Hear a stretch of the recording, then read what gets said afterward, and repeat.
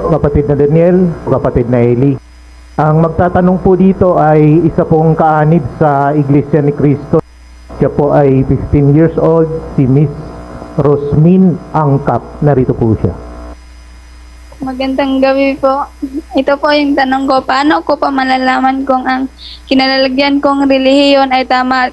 Kung mali naman, ay paano ko malalaman kung nasaan ang tama? Maliligtas ba ako kung aalis ako sa mali? Alam mo kapatid na Rosmin, tamang-tama yung tanong mo. Sa Biblia, talagang pagkamali, dapat aalis ka sa mali. Utos ng Diyos yung aalis ka sa mali eh. Basahin natin ang 16, 17, 18 ng Roma.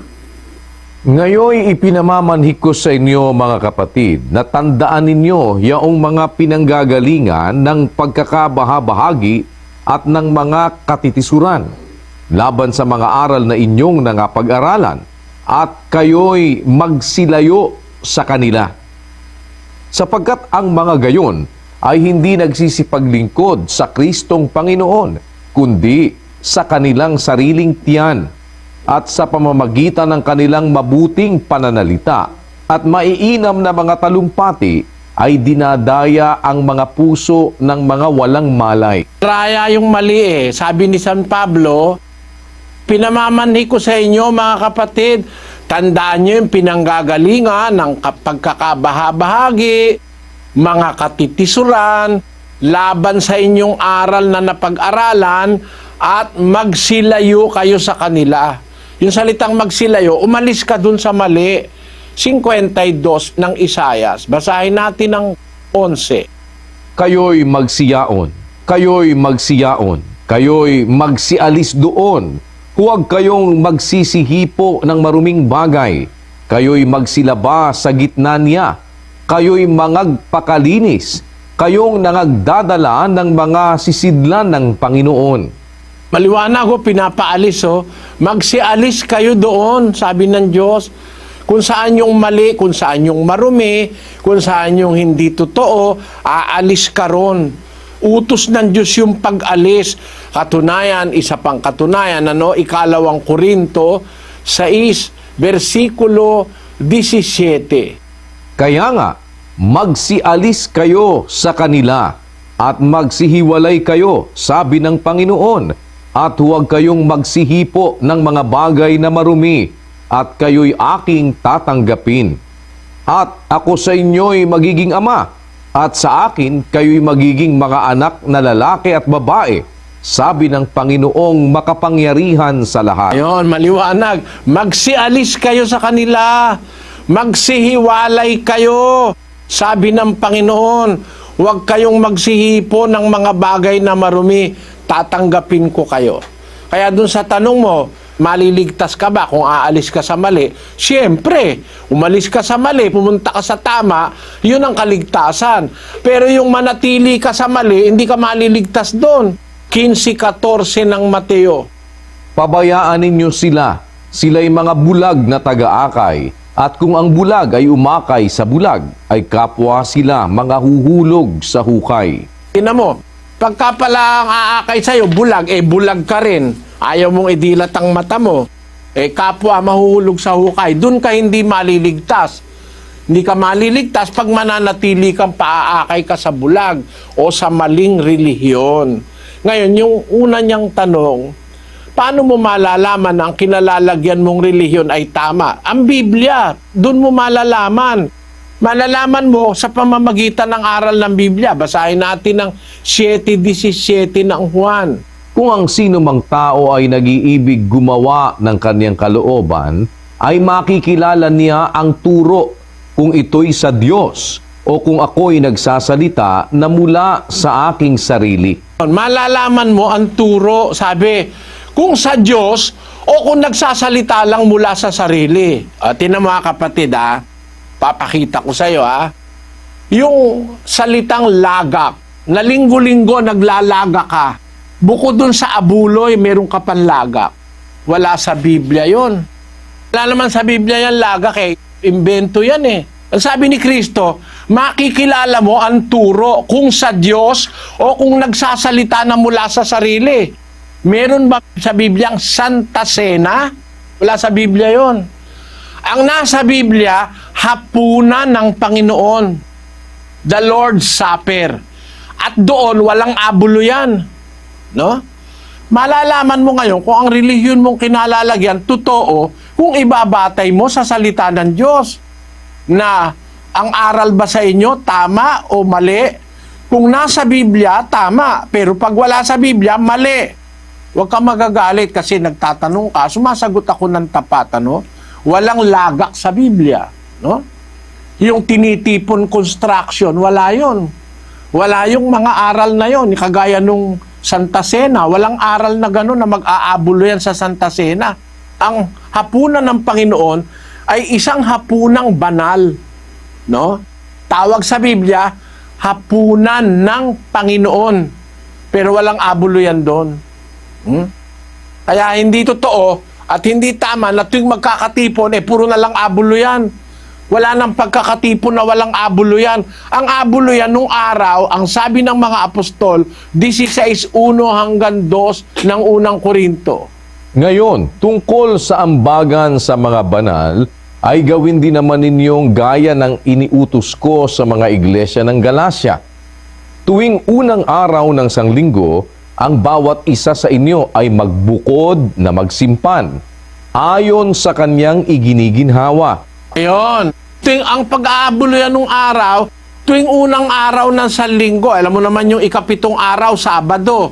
Ang unang araw ng sanlinggo, dahil 7 araw ang isang linggo, unang araw ng sanlinggo, yung susunod sa Sabado. Alin ba yung susunod sa Sabado? De linggo. Ang tungkol ka sa ambagan sa mga banal, gawin ninyo gaya ng iniuutos ko sa mga iglesia ng Galacia tuwing unang araw ng sanlinggo. Tuwing linggo. Yon ang ibig kong ipakita sa iyo, kapatid. Kaya, malalaman mo naman kung nasa tama ka o nasa mali sa pamamagitan ng aral na itinuro sa iyo. Kunyari, tama, pero wala naman sa Biblia, walang batayan.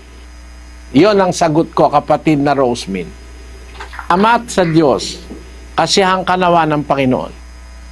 Ang atin pong Mobile Coordinating Center naman ay nakarating po ng Tanay Rizal. Kasama po si kapatid na Bobby De Los Santos at kapatid na Edwin Magdaraog at ang ating mga panauhin. Go ahead, Tanay Rizal, please.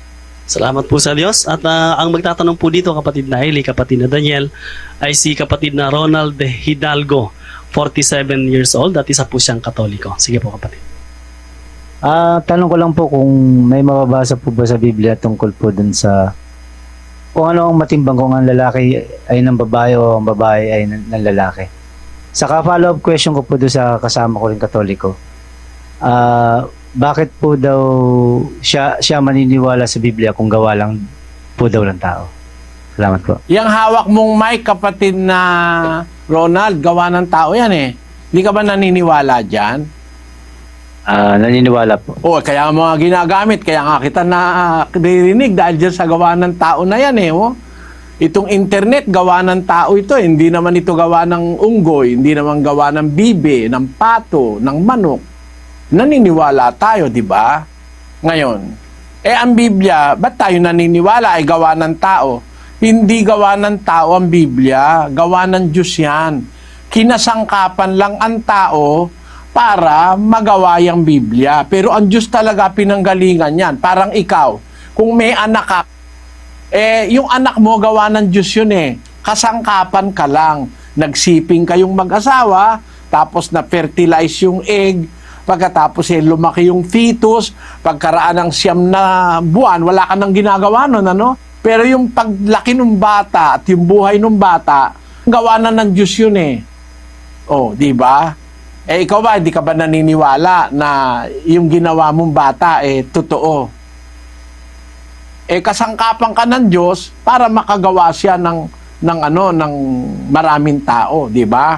Naniniwala ka. Ang ibig kong sabihin, yung Biblia, ganun din. Kinasangkapan ng Diyos yung mga propeta, mga apostol, para magsulat ng Biblia. Nung maisulat na, ipinasulat ng Diyos, galing sa Kanya yung impormasyon, galing sa Kanya yung kaalaman, nasulat na. Sinong gumawa? Basahin natin ang 3:4 ng Hebreo. Sapagkat ang bawat bahay ay may nagtayo, datapwat ang nagtayo ng lahat ng mga bagay ay ang Diyos. Totoo ba yan o hindi? Bawat bahay may nagtayo. Bahay mo, itinayo siguro ng karpintero. Hindi ko kilala yon, pero may nagtayo ng bahay mo, sigurado. Yun ngang bubuyog, may bahay din yun eh. Ang nagtatayo yung bubuyog, no? Yung bahay mo, ikaw ang nagtayo o kaya ang karpintero, no? Pero ang sabi ng Biblia, yung totoo lang na katotohanan, pero ang nagtayo ng lahat ng bagay ay ang Diyos. Bakit? Tingnan mo ha, yung ginamit mong simento, kanino yon? Sa Diyos. Yung ginamit mong bakal sa pagtatayo ng bahay mo, kanino yon? Sa Diyos. Ikaw na nagtayo ng bahay, kanino ka? Sino nagbigay sa iyo ng lakas? Ang Diyos. Nung matapos na yung bahay, sino nagtayo? Ikaw. Pero ang totoo, galing sa Diyos yun. Sabi ni Pablo, ang bawat bahay may nagtayo, ngunit ang nagtayo ng lahat ng bagay ay ang Diyos. Kaya, ang lahat ng bagay nagawa sa pamagitan ng Diyos. Yan telebisyon, may umimbento niyan eh. Sino gumawa niyan? Yung taong umimbento. Pero kung tutignan mo sa malalim na pag-iisip, ang Diyos din ang gumawa niyan eh. Bakit? Yung salamin, yung bakal na ginamit sa telebisyon, yung utak mo na nakaimbento ng telebisyon, sa Diyos galing yun eh. Kaya ang kredito sa Diyos. Ganon din ang Biblia, kapatid. Ang Biblia, sinulat ng mga apostol, sinulat ng mga propeta, sinulat ng mga ebanghelista, pinagsama-sama ng tao. Ngayong nabuo na, sinong gumawa? Tao. Pero paano nagawa? Pinagawa ng Diyos. Ayaw ka bang maniwala? Yun nga hindi ipinagawa ng Diyos, pinaniniwalaan mo eh. Wala ka namang mababasa, sabi ng Diyos, gumawa ka ng mikropono. Ngayon, nagsasalita ka sa mikropono, nagagamit mo, naniniwala ka. Kasi, kung hindi sa tao ipasusulat ang Biblia, bawat kasulat sa anghel, hindi mo naman mababasa. Iba ang salita ng anghel kaysa sa salita ng tao. Ipasulat mo sa manok, hindi mo mababasa ng tao. Kasi yung mga taong hindi maintindihan ng sulat, sabi ng iba, sulat manok naman yung sulat mo eh. O ibig sabihin, pagka manok pala susulat, hindi mo maiintindihan. Kaya ginamit ng Diyos ang tao kasi tao ang pinag-uukulan niya na babasa. Ngayon, doon sa isang tanong, yung tanong mo, alin ba mas matimbang na kasalanan? Yung lalaking ng babae o yung babaeng ng lalaki? Pareho lang yun. Hindi ba pareho lang naman yung lalaki at babae sa harap ng Diyos? Sa kanilang katawan? Pareho lang eh. Basahin natin ang Gis 34 ng gawa. At binuka ni Pedro ang kanyang bibig at sinabi, tunay ngang natatalastas ko na hindi nagtatangi ang Diyos ng mga tao. Ang Diyos hindi nagtatangi ng tao. Ang tao, pare-pareho lang tayo sa Diyos. Sabi nga ng mga tao, we are created equal. Pareho lang naman tayong tao eh. Tao ka pa rin, tao pa rin ako eh. Unano ka, tao ka pa rin. Higanti ka, dahil meron kang disorder sa hormones. Meron tao ngayon, siyam na pie. Dahil meron siyang sakit sa hormones. Tao pa rin siya. Pareho lang tao, nung mataas, yung mababa, pareho rin. Wala pa palang dalawang pie yan, ano? Yung nanggaling sa Nepal, si Chandra Bahadur Dangi is the shortest man in recorded history, for whom there is irrefutable evidence measuring 21.5 inches.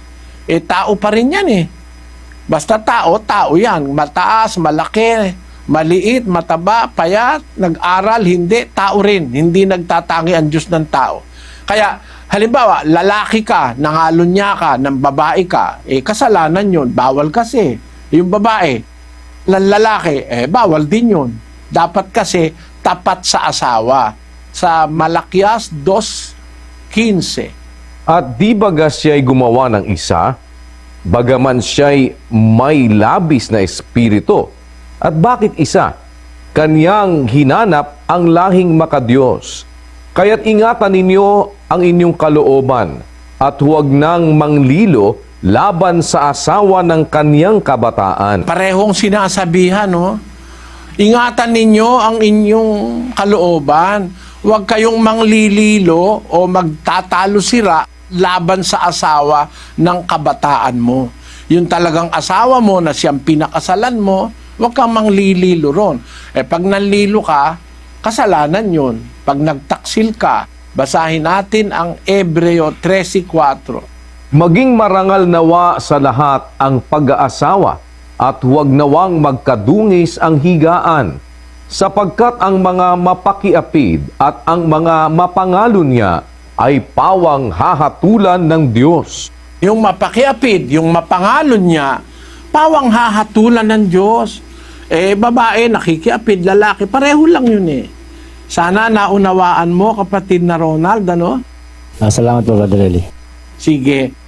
Para maintindihan mo lalo, kapatid na Ronald, naayayahan kita, makinig kayo sa ating pagdudoktrina, yung tinatawag nating mass indoctrination, malawakang pagtuturo ng doktrina at aralin ng mga utos ng ating Panginoong Hesus. Ako pa rin ang inyong maririnig at ang kapatid na Daniel, at pag-aaralan dyan yung lahat ng kautusan ni Kristo. Dumalo po kayo, matutunan nyo ang aral ng ating Panginoong Hesukristo.